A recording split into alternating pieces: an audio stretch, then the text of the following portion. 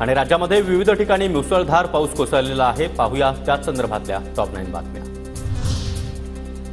रत्नागिरीच्या साखलोलीमध्ये डोंगराची माती खचली। डोंगर खचतानाचा व्हिडिओ सोशल मीडियावर व्हायरल।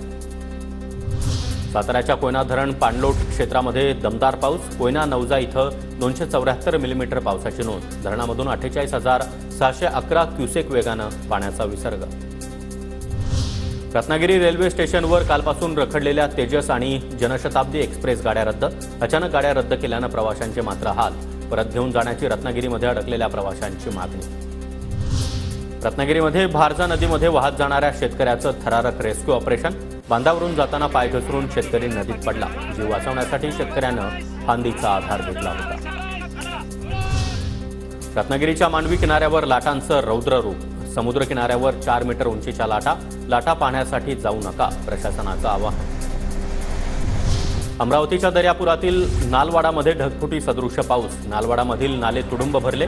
पुलांवरून पुराचं पाणी, तर वाहनचालकांची तारांबळ। शेती पुराच्या पाण्याखाली। जळगावातील वडनगरीमध्ये अतिवृष्टीमुळे पूर्ण रस्ता वाहून गेला। 3 गावांना जोडणारा रस्ता वाहून गेल्यानं नागरिकांची गैरसोय। वर्षभरापूर्वीच 80 लाख रुपये खर्चून रस्त्याचं बांधकाम। दक्षिण रायगडमधील शाळा महाविद्यालयांना आज सुट्टी जाहीर। अतिवृष्टीची शक्यता लक्षात घेता महाड, माणगाव आणि पोलादपूर या 3 तालुक्यांमध्ये शाळांना सुट्टी देण्यात आली। रत्नागिरी जिल्ह्यामध्ये अतिवृष्टीमुळे सर्वच परीक्षा पुढे ढकलल्या। सर्व परीक्षांच्या सुधारित तारखा लवकरच जाहीर केल्या जाणार। परीक्षा आणि मूल्यमापन मंडळाच्या संचालिका डॉक्टर पूजा रौदळे यांची माहिती।